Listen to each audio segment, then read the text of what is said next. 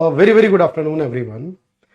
एक बार सभी लोग जल्दी से कमेंट कर दे आनंद शिल्पी। राधे राधे भाई, जय श्री कृष्ण, वालेकुम अस्सलाम, राम राम। जल्दी से एक बार कमेंट कर दे, जय हिंद। मेरे दोस्त, बिल्कुल मॉनेटरी पॉलिसी पर हम बात कर रहे थे सर। पिछले लेक्चर में जो हमारी बात चल रही थी वो मॉनेटरी पॉलिसी को लेकर चल रही थी। हमने पढ़ा था सीआरआर के बारे में, एसएलआर के बारे में, रेपो और रिवर्स रेपो के बारे में। ये कुछ इंफॉर्मेशन के बारे में हम बात कर चुके थे सर। आज की क्लास में इससे आगे की बात करेंगे। और मैंने जो कुछ पढ़ाया, जो कुछ समझाया था आप लोगों को, उसका एक क्विक रिवीजन मैं चाहूंगा कि आप मुझे आंसर करें, क्योंकि हर चीज याद रखनी जरूरी है। तो पहले मुझे बताएं कि मॉनेटरी पॉलिसी कमेटी जो बनती है उसमें कितने मेंबर होते हैं, पहला सवाल है। दूसरा सवाल है कि मॉनेटरी पॉलिसी कितने टाइम में बनाई जाती है, किस बेसिस पर बनाई जाती है, दूसरा सवाल है मेरा। तीसरा सवाल यह है मेरा कि जो हमारे पास सीआरआर होता है सर, हमारे पास सीआरआर अगर रखते हैं हम आरबीआई के पास तो उस पर कितना ब्याज मिलता है। चौथा सवाल है मेरा, एसएलआर जो है वो मैक्सिमम कितना परसेंट हो सकता है, मैक्सिमम। पांचवा सवाल है मेरा कि जो रेपो रेट होता है और जो बैंक और एमएसएफ रेट होते हैं, इन तीनों रेट में जनरली तौर पर आरबीआई बैंक को लोन देता है। अगर ये रेट बढ़ जाए तो उससे महंगाई पे क्या असर होगा।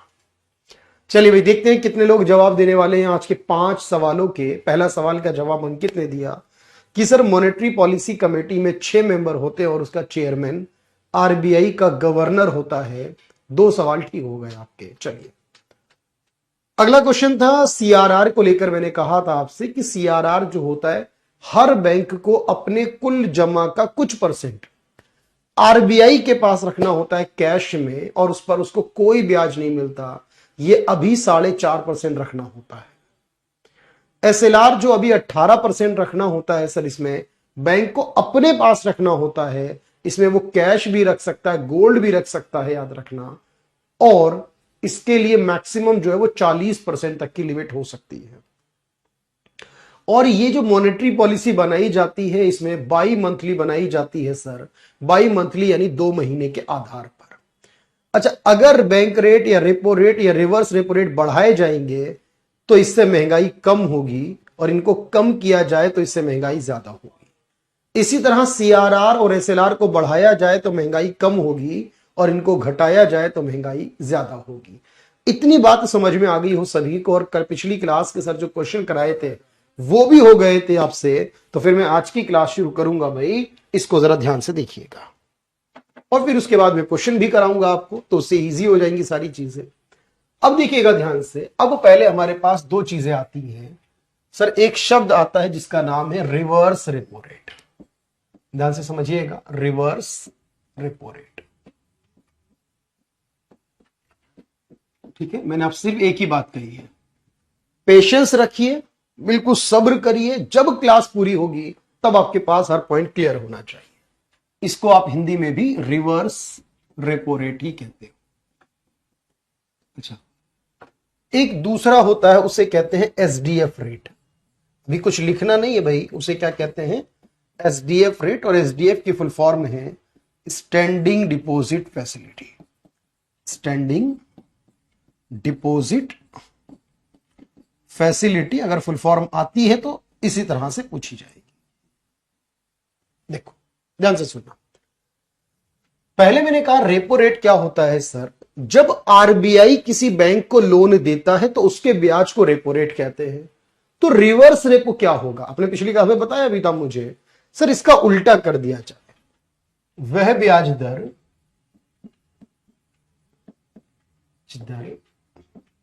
जिस पर बैंकों द्वारा आरबीआई को ऋण दिया जाता है, या कहिए आरबीआई द्वारा बैंकों से लिया जाता है, बात वही है।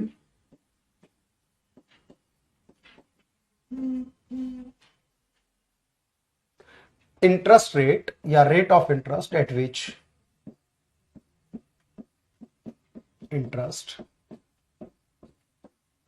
Eight which RBI provide, banks provide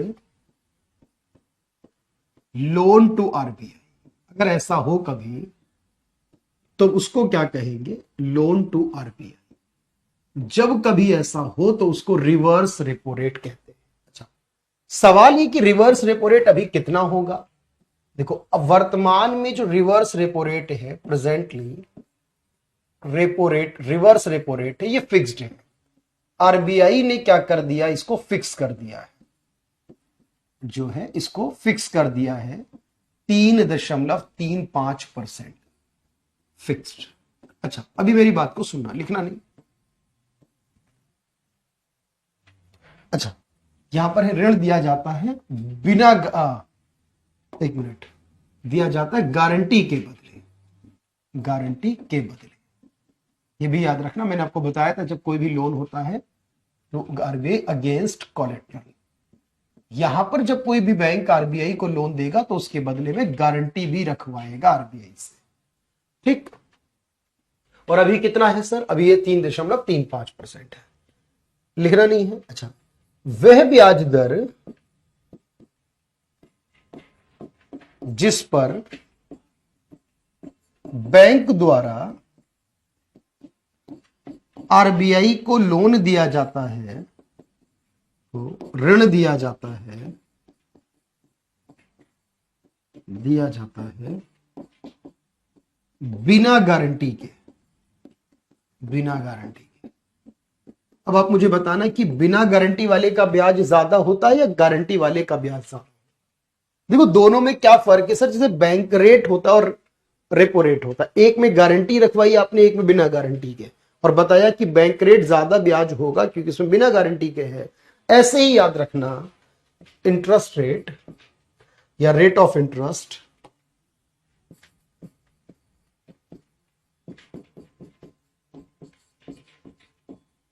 at which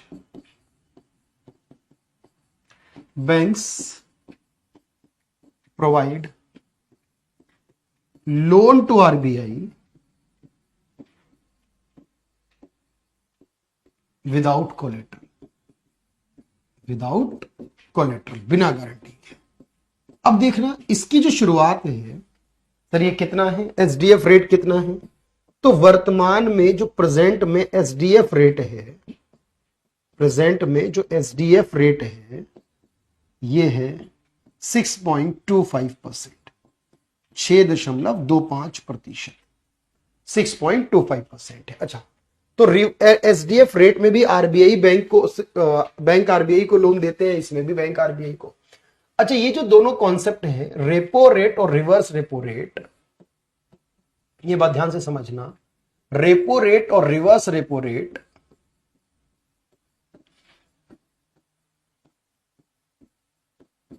introduce in 1998 under LAF, ये बात समझना है। रेपो और रिवर्स रेपो की शुरुआत 1998 में हुई थी, उससे पहले नहीं होते थे। रेपो व रिवर्स रेपो रेट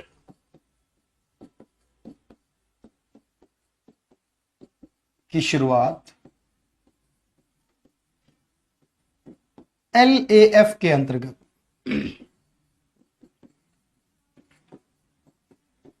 1998 में हुई, यानी उससे पहले नहीं होती थी।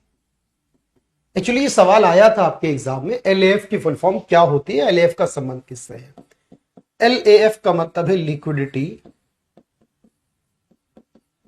Adjustment facility. ये एक शब्द आया था ताकि पैसे को एडजस्ट करने के लिए वैधानिक तरलता सुविधा की शुरुआत की जाए, और इसी कॉन्सेप्ट के तहत रेपो बना और रिवर्स रेपो बना, वैधानिक तरलता अनुपात, तरलता सुविधा। अभी मेरी बात को समझना आराम से, वैधानिक तरलता सुविधा के। और जो एसडीएफ है, एसडीएफ, इसकी शुरुआत तो पिछले साल 2022 में हुई, उससे पहले ये था ही नहीं, इंट्रोड्यूस इन 2022, उससे पहले एसडीएफ नहीं होता। इसलिए अगर कोई स्टूडेंट काफी समय से मेहनत कर रहा है या पुरानी किताबें पढ़ रहा है, पुराने क्वेश्चन देख रहा है, तो वहां एसडीएफ नाम का कॉन्सेप्ट ही नहीं होता था, ये कॉन्सेप्ट ही 2022 में शुरू हुआ था। अच्छा, अभी मेरी बात समझना आराम से। अब एक सवाल आता है सर, एक होता है ओपन मार्केट ऑपरेशन, ये क्या होता है? ओएमओ, ओपन मार्केट ऑपरेशन क्या होता है? देखो, ओपन मार्केट ऑपरेशन कहते हैं खुले बाजार की क्रिया कहते हैं, खुले बाजार की क्रिया कहते हैं इसे। अगर मैं आपसे पूछूं कि सरकार का एजेंट कौन है, यानी अगर सरकार की कोई सिक्योरिटी है, सरकार को अपनी कोई सिक्योरिटी बेचनी या खरीदनी है किसी इंस्टीट्यूट के माध्यम से, तो आप क्या कहोगे? बताओ, जवाब दे दो अपना कि सर आरबीआई जो होगा वो सरकार का एजेंट के रूप में भी काम करता है, आरबीआई सरकार के बैंक के रूप में भी काम करता है, आरबीआई बैंकों का बैंक भी होता है, और आरबीआई जो है जरूरत पड़ने पर बैंकों को संकट का लोन भी देता है। तो सारे काम आरबीआई करता है। अगर मैं कहूं कि आरबीआई जो है, ध्यान से समझना बात को, आरबीआई जो है वो सरकारी सिक्योरिटी को बेचता है और खरीदता है बाजार में। अब आप कहेंगे सर किसी चीज को खरीदना या बेचना, इससे महंगाई पे क्या असर होगा? ध्यान से सुनो मेरी बात को।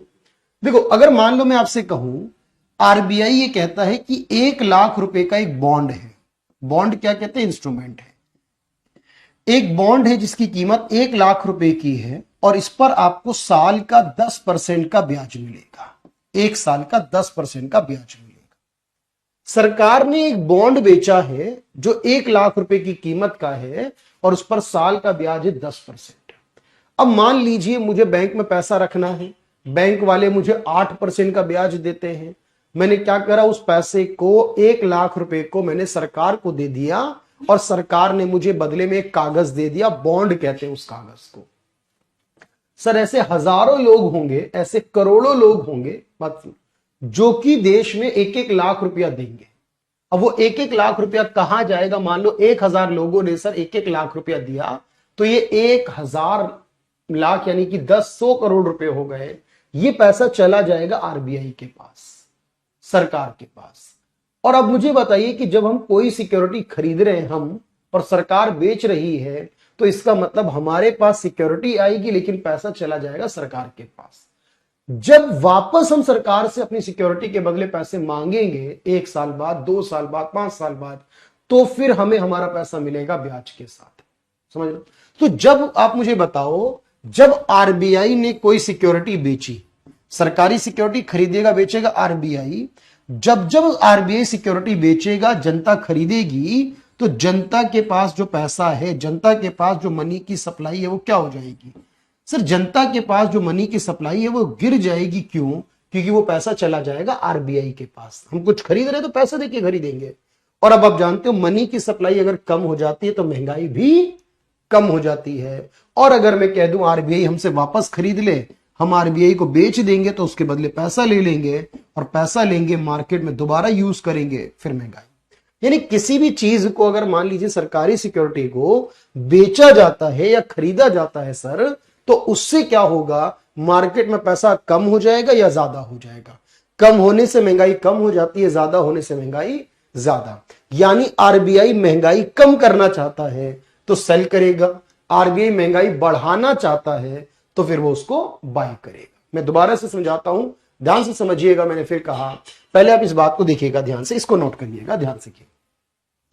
मैंने आपसे ये कहा था कि देखो आरबीआई किसी बैंक को लोन देता है। दोबारा सुन लो 1 मिनट के लिए, क्योंकि बस छोटी सी क्लास है आज की। मैंने कहा था आरबीआई किसी बैंक को लोन देता है। अब बोलो हाँ, बोले बोलो। आरबीआई किसी बैंक को लोन देता है? आप कहोगे जी हाँ देता है। अच्छा, कोई बैंक आरबीआई को लोन देता है? ध्यान से समझो, कोई बैंक जो है वो आरबीआई को लोन दे सकता है? आप कहोगे जी हाँ बिल्कुल दे सकता है। देखो मैंने आपसे ये कहा था कि लोन 2 तरीके के होते हैं। सानू बात समझो सर, एक होता है गारंटी और एक होता है बिना गारंटी के। एक होता है गारंटी के और एक होता है बिना गारंटी के। बोलो हाँ, पिछली बार बताया था, आया ना समझ में? अच्छा, एक होता है सर गारंटी वाला और एक होता है बिना गारंटी वाला। एक गारंटी वाला और एक बिना गारंटी का। एक में कोई गारंटी यानी सिक्योरिटी नहीं रखोगे। अब बताओ, पिछली क्लास रिपीट करो। आपने कहा था जब आरबीआई किसी बैंक को लोन दे गारंटी के बदले तो उसका ब्याज होता है रेपो रेट, और जब आरबीआई किसी बैंक को लोन दे लॉन्ग टर्म बिना गारंटी के तो उसका ब्याज होता है बैंक रेट। बिना गारंटी के तो उसका ब्याज होता है बैंक रेट। भाई यही बताया था या नहीं? यही बताया था या नहीं? बताओ। अच्छा, अब इसका उल्टा कर दो। सर अगर कोई बैंक लोन दे आरबीआई को गारंटी के बदले, तो गारंटी वाले में उल्टा होके हो जाएगा रिवर्स रेपो। क्या हो जाएगा? Reverse repo. और जब बैंक किसी बैंक आरबीआई को गारंटी के बिना लोन दे तो उसके ब्याज को बोल देंगे एमएसएफ। यानी रेपो का उल्टा रिवर्स रेपो और बैंक रेट का उल्टा एसडीएफ रेट। पहले इतनी बात समझ में आई हो, दोनों का डिफरेंस समझ में आया हो। इसकी शुरुआत 1998 में हुई है, रेपो की और रिवर्स रेपो की दोनों की, और इसकी शुरुआत 2022 में हुई है। बात क्लियर हुई हो तो यस कह दो और इसको नोट कर लो। इसको पहले लिख लो, बाकी बाद में बात करेंगे। पहले आप इसको लिख लो।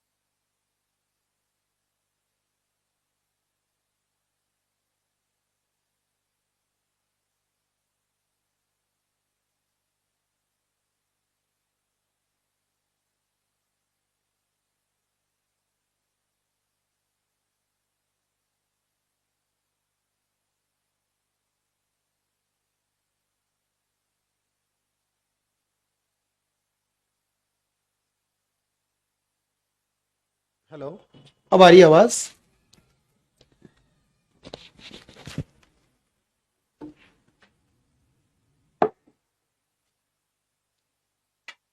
चलिए, अब आ रही आवाज? अब आ रही है भाई?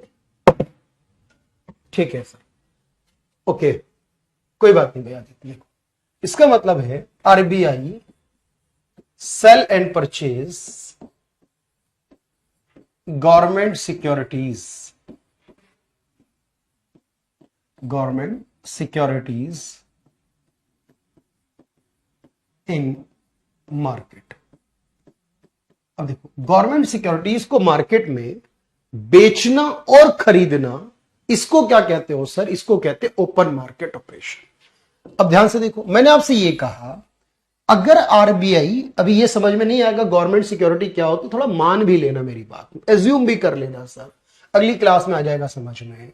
अब मैं आपसे ये कहता हूं कि मान लो आरबीआई सेल करता है गवर्नमेंट सिक्योरिटी, आप सोच के बताओ जनता पे उसका क्या फर्क पड़ेगा?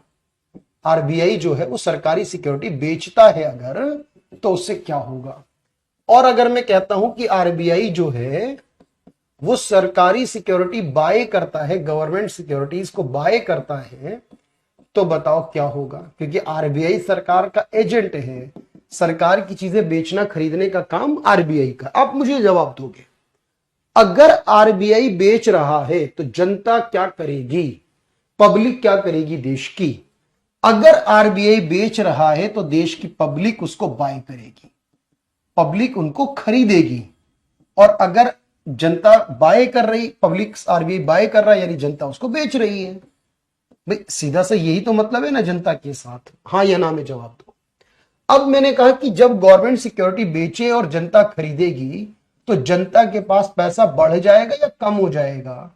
आप कहोगे सर जब जनता खरीदेगी कोई चीज, सामान मिलेगा लेकिन पैसा कम हो जाएगा, और जब जनता बेचेगी आरबीआई खरीदेगा तो आरबीआई उसको पैसे देगा वापस जनता को, तो दोबारा जनता के पास पैसा बढ़ जाएगा।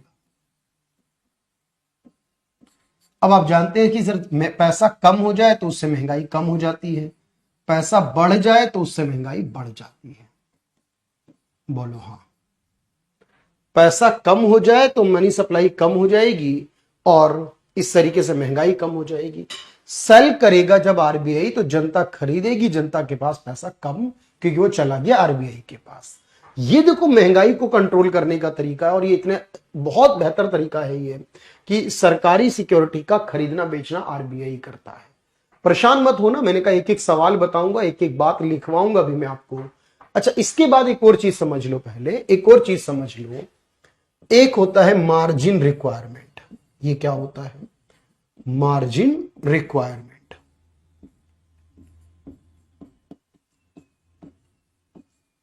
मार्जिन रिक्वायरमेंट, पहले जवाब देना फिर लिखना आराम से। मार्जिन आवश्यकता।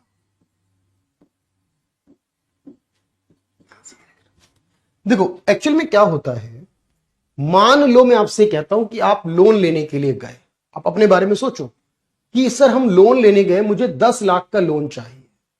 ये सोचो कि मेरे पास 10 लाख रुपए का गोल्ड है। आपके पास क्या है भाई बताओ मुझे? 10 लाख रुपए का गोल्ड है। अब आप इसको लेकर गए बैंक के पास कि हमें गोल्ड के बदले लोन चाहिए, तो मुझे बताओ बैंक वाले कितना लोन देंगे? सौरभ दोबारा बताऊंगा, वेट कर लो कोई बात नहीं, लेकिन पहले मुझे बताओ कि अगर आप इसको लेकर गए, अच्छा दो सौरभ अलग अलग है, कोई बात नहीं भाई, आप मुझे बताओ कि 10 लाख का गोल्ड लेकर गए आप बैंक के पास, ये क्या है आपकी? सर हम गोल्ड रखेंगे तो इसे कहते हैं कोलेट्रल। इसे क्या कहेंगे? इसे कहेंगे कोलेट्रल, यानी कि बंधक, यानी कि गिरवी। इसको कहेंगे बंधक या गिरवी। अब आप मुझे बताओ बैंक वाले आपको कितना लोन देंगे 10 लाख के बदले? बताओ सोच के।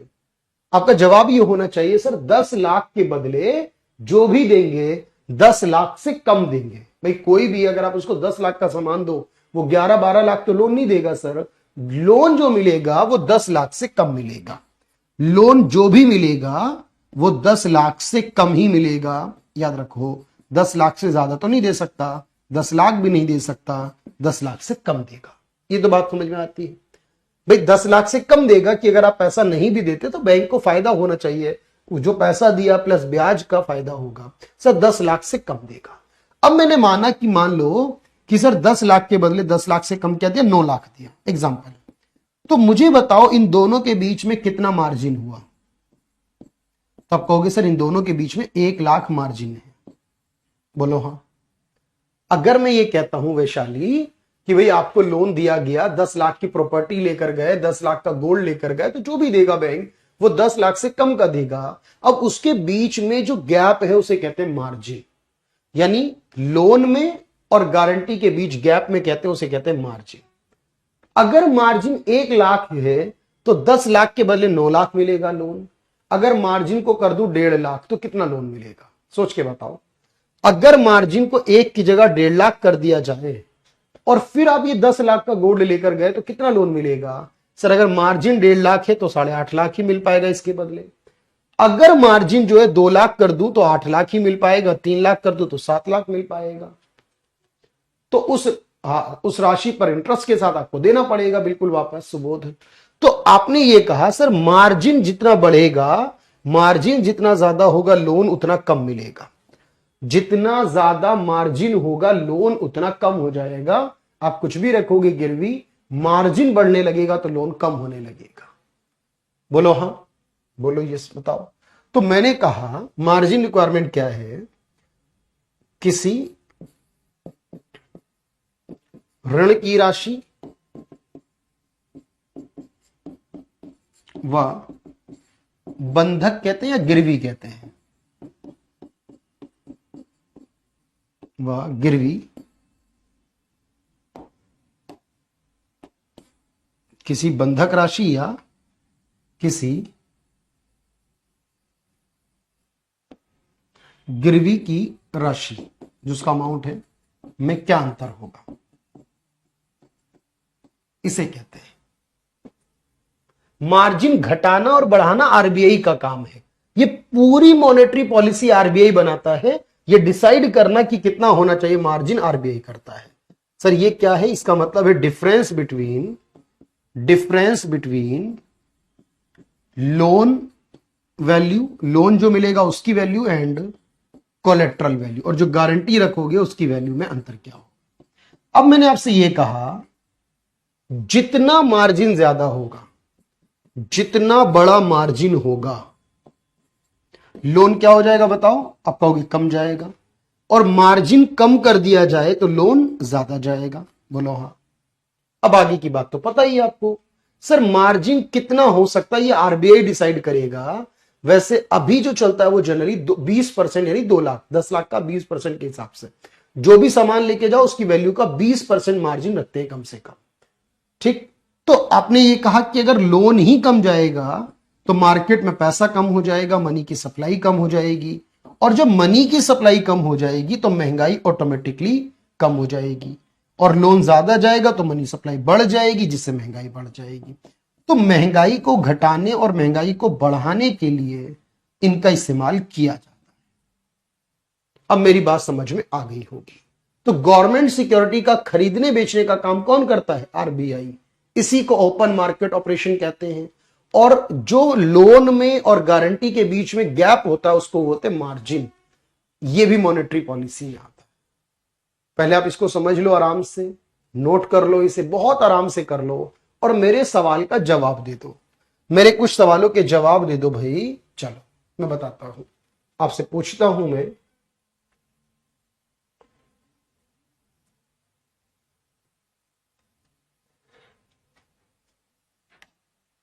मेरे सवाल का जवाब देना, सोचना मत, जो बता दिया आराम से अभी उसको लेकर चलना।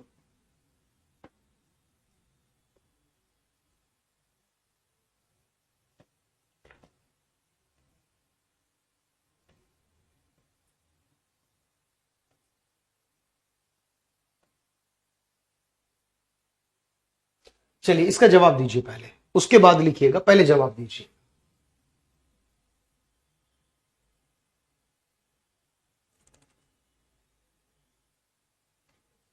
सोचिए और बताइए। The purchase and sale of government securities by the central bank is known as. क्या जवाब देंगे इस सवाल का? Purchase and sale of government securities by the central bank is known as. Sir उसी को कहते हैं ओपन मार्केट ऑपरेशन। उसी को क्या कहते हैं? उसी को तो कहते हैं ओपन मार्केट ऑपरेशन। जब हमने कहा आरबीआई जो है वो सरकारी चीजों को बेचने और खरीदने का काम करता है, तो सरकारी चीजों को बेचना और खरीदने का काम आरबीआई करता है, उसी को ओपन मार्केट ऑपरेशन कहा जाता है।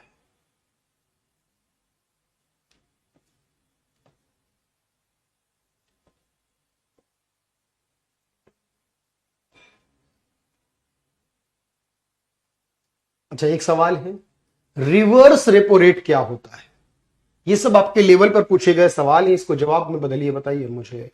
रिवर्स रेपो रेट क्या होता है? रिवर्स रेपो रेट क्या होता है?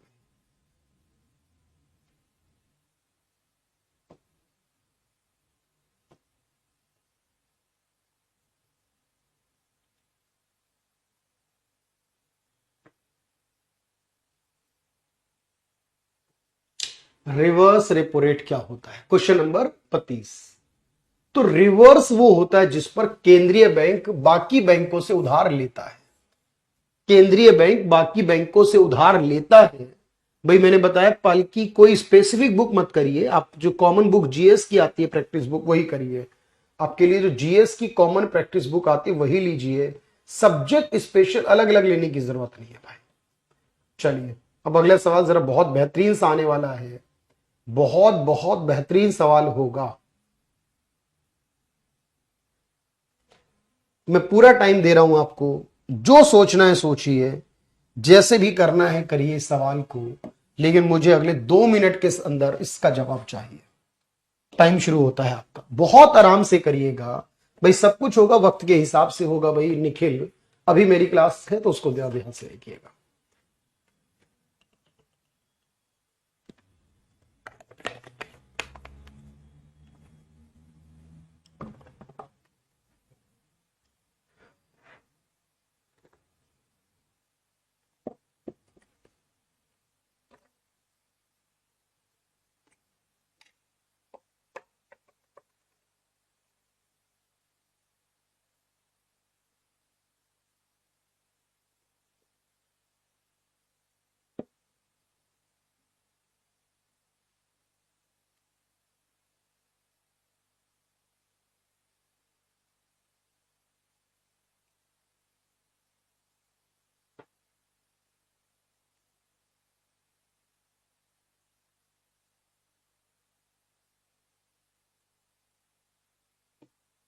भाई मनीषा, सब तो अच्छे से लग रहा है, बिल्कुल बढ़िया चल रहा है, कोई दिक्कत नहीं है।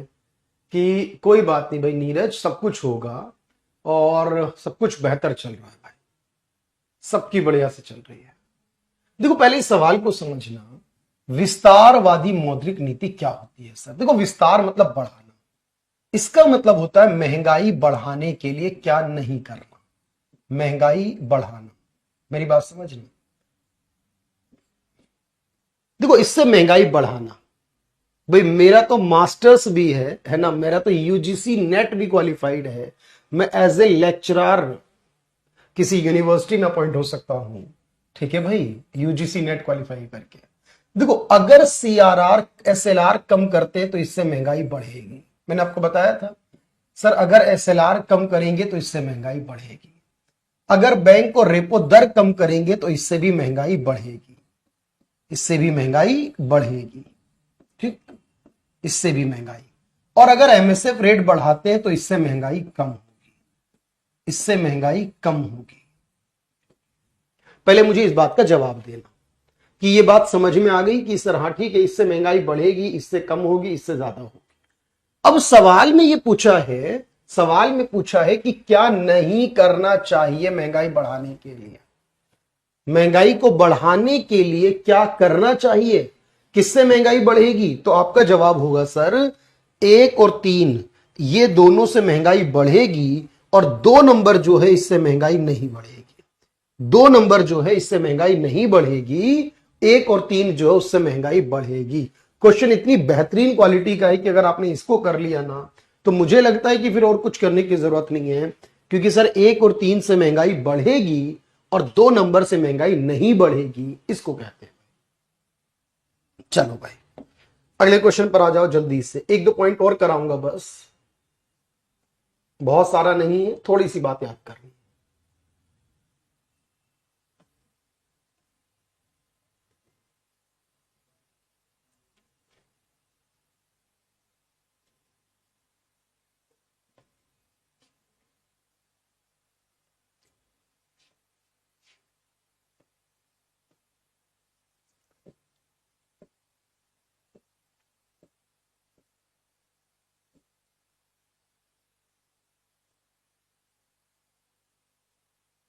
चलिए इस सवाल को देखिएगा, इनमें से कौन कौन सा मॉनेटरी पॉलिसी के टूल्स हैं।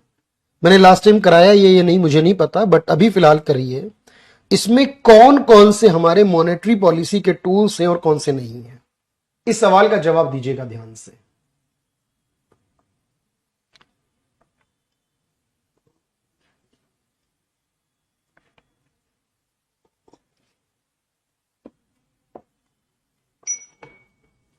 बताइए भाई इसे। सर बैंक रेट भी मॉनेटरी पॉलिसी में था, ओपन मार्केट ऑपरेशन भी मॉनेटरी पॉलिसी में था, पब्लिक डेट नहीं था और पब्लिक रेवेन्यू नहीं था। सारे वर्ड्स मैंने पढ़ाए पर ये वर्ड्स नहीं थे इसमें, पब्लिक डेट नहीं था, पब्लिक रेवेन्यू नहीं था। इसका मतलब है सर 1 और 2 है लेकिन 3 और 4 नहीं है, 1 और 2 तो आए इसके अंदर, 3 और 4 नहीं आए थे। ठीक है भाई, इस तरीके के सवाल आएंगे आपके पास। तो मॉनेटरी पॉलिसी में आपको याद रहेगा कि सर हमने बहुत सारी स्टेटमेंट याद की है, और मॉनेटरी पॉलिसी जो होगी उसको कौन चेंज करता है, उसको आरबीआई के द्वारा बनाया जाता है। उसमें हम कुछ चीजों को खरीदने और बेचने का काम करते हैं, सिक्योरिटीज को, लोन के मार्जिन की बात हो गई है। इसके अलावा आरबीआई द्वारा लोन लेना बैंक से, गारंटी और बिना गारंटी के, इन 4 पॉइंट को मैंने कवर कराया। अब मेरी एक बात सुनिएगा, बस आखिरी इस चैप्टर के अंदर बस आखिरी बात समझिएगा। अब देखो इसके अंदर क्या होता है सर कि जनरली तौर पर जो मॉनेटरी पॉलिसी हम लोग पढ़ते हैं, इस मॉनेटरी पॉलिसी में जितने भी फैक्टर होंगे, जितने भी टूल्स हमारे होंगे, इन सारे फैक्टरों में हम 2 हिस्सों में डिवाइड करते हैं। एक होता है जिसे बोलते हैं क्वांटिटेटिव फैक्टर्स। कई बार आजकल ऐसा सवाल आता है कि क्वांटिटेटिव फैक्टर्स क्या होते हैं, और इन्हीं को हम लोग जनरल फैक्टर्स बोल देते हैं, जनरल फैक्टर्स भी कह देते हैं। बात को समझना, भी जनरल फैक्टर्स होते हैं। इसको हिंदी में हम लोग गणनात्मक या सामान्य कारक कहते हैं। यानी मॉनेटरी पॉलिसी के टूल्स में कुछ कारकों को गणनात्मक कहते हैं। अच्छा, कुछ गणनात्मक है तो इसका मतलब ये हुआ सर, बाकी जो हो गए कुछ ऐसे होंगे जिनको क्वालिटेटिव कहते होंगे, या उनको क्वालिटेटिव फैक्टर्स कहते हैं, या स्पेसिफिक फैक्टर्स कहते हैं, या सेलेक्टिव फैक्टर्स कहते हैं। यानी गुणात्मक या चयनित कहते हैं, गुणात्मक या चयनित कहते हैं, गुणात्मक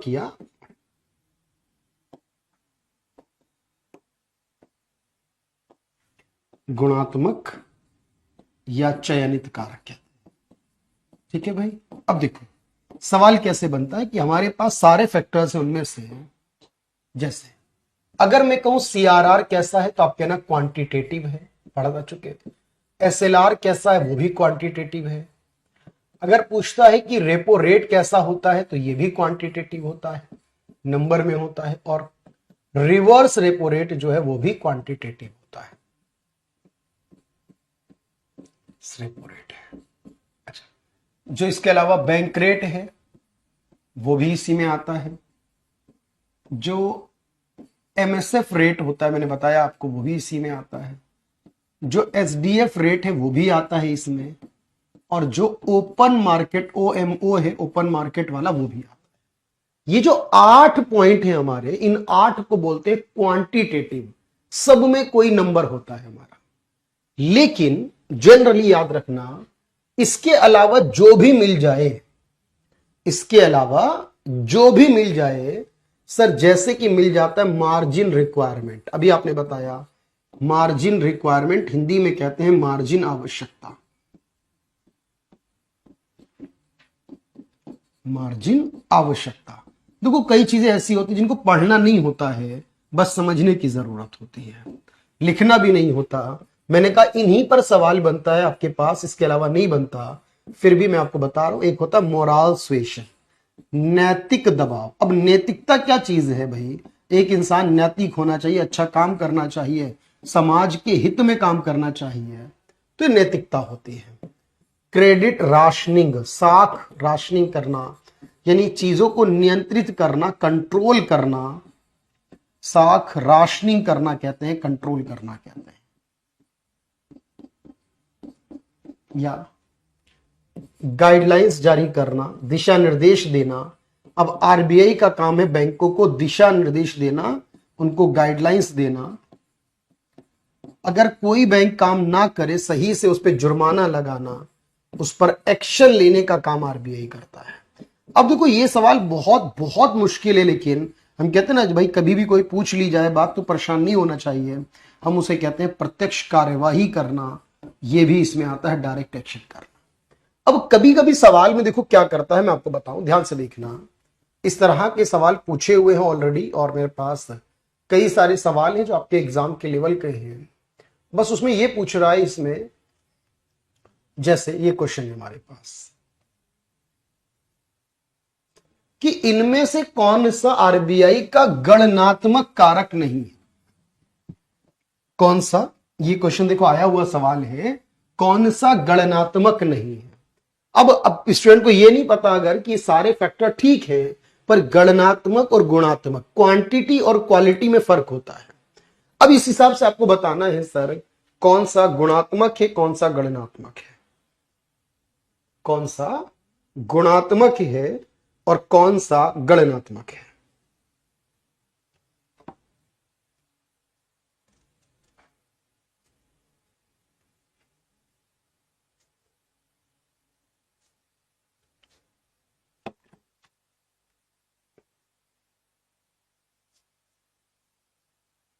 बताइए। तो आप क्या कहोगे सर? ओपन मार्केट ऑपरेशन आपने बताया, कैश रिजर्व रेशियो बताया, स्टैट्यूटरी लिक्विडिटी रेशियो बताया, थोड़ा डार्क ही है मेरे भाई। तो आप क्या कहोगे सर? मोरल सुएशन जो होगा ये आपके पास जनरली गणनात्मक नहीं गुणात्मक होगा। अच्छा, मेरे कुछ और सवालों के जवाब देना, चैप्टर हो चुका है। क्रेडिट रैशनिंग समझ नहीं आया, मैं बताता हूं। देखो, क्रेडिट रैशनिंग का मतलब है किसी लोन की लिमिट लगा देना। मैं लिखवा देता हूं, जब आरबीआई लोन की लिमिट लगाता है कि इससे ज्यादा लोन नहीं दे सकते, किसी भी लोन की लिमिट को कहते हैं, ठीक है, किसी भी लोन की लिमिट को कहा जाता है। अब इस सवाल में बताओ कौन सा क्वांटिटेटिव क्रेडिट कंट्रोल फैक्टर है? कन्हैया पहले इसके बारे में बताओ। मोराल मतलब नैतिकता, मोटिवेशन, पॉजिटिविटी। मोराल हाई रखना चाहिए, नहीं अपने आप को पॉजिटिव रखना चाहिए। अब इसमें बताओ कौन सा क्वांटिटेटिव है? क्वांटिटेटिव बताइए कौन सा है। ऐसे सवाल बनाएगा तो आप क्या कहोगे सर? बैंक रेट जो है वो क्वांटिटेटिव है। बैंक रेट क्वांटिटेटिव है, बैंक रेट जो है वो क्वांटिटेटिव है।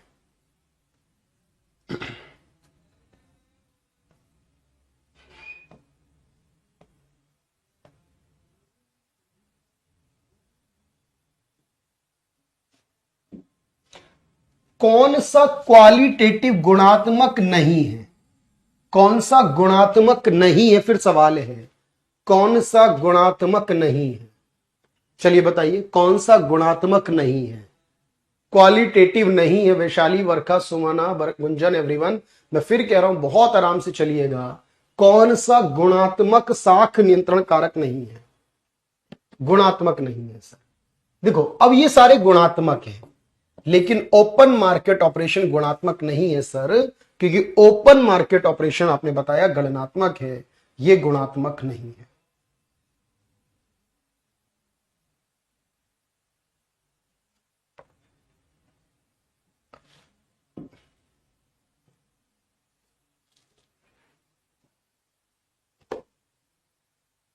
इनमें से कौन सा क्रेडिट कंट्रोल करने वाला आरबीआई का इंस्ट्रूमेंट नहीं है?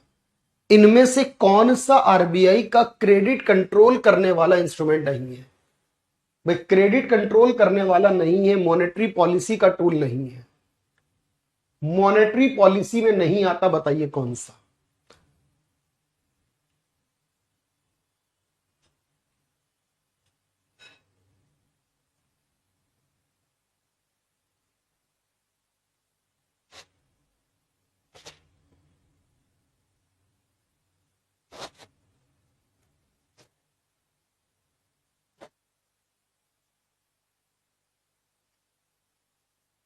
देखो भाई, भाई होगी, सब होगी भाई कृष्णा।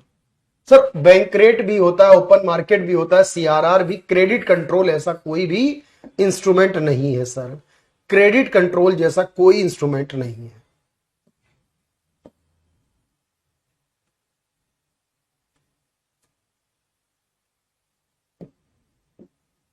बैंकों के तरल अनुपात कोष में लिक्विड रेशियो में वृद्धि होगी तो बताओ क्या असर होगा? बताइए क्या असर होगा?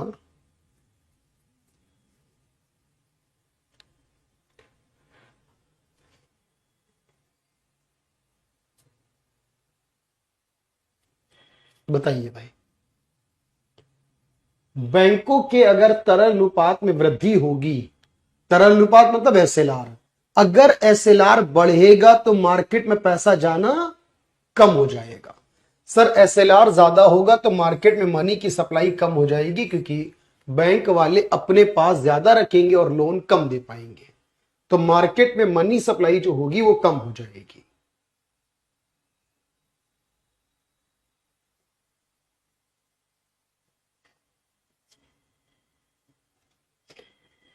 खुले बाजार की क्रिया क्या संबंध है?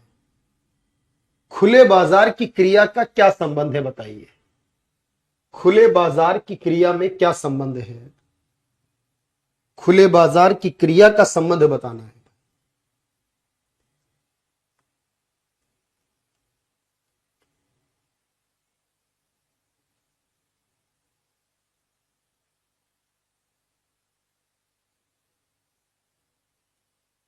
चलिए, बिल्कुल सफिशिएंट है दीपांशु। तो परचेज और सेल करना गवर्नमेंट सिक्योरिटीज को, आरबीआई द्वारा गवर्नमेंट सिक्योरिटी को बेचना और खरीदना, सर इसी को आपने बोला था ओपन मार्केट ऑपरेशन। इसी को बोला था ओपन मार्केट ऑपरेशन।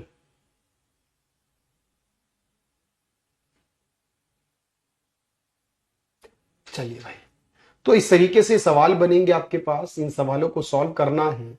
एक एक सवाल मैंने आपको दिखा दिया है, इसमें आपको परेशान नहीं होना।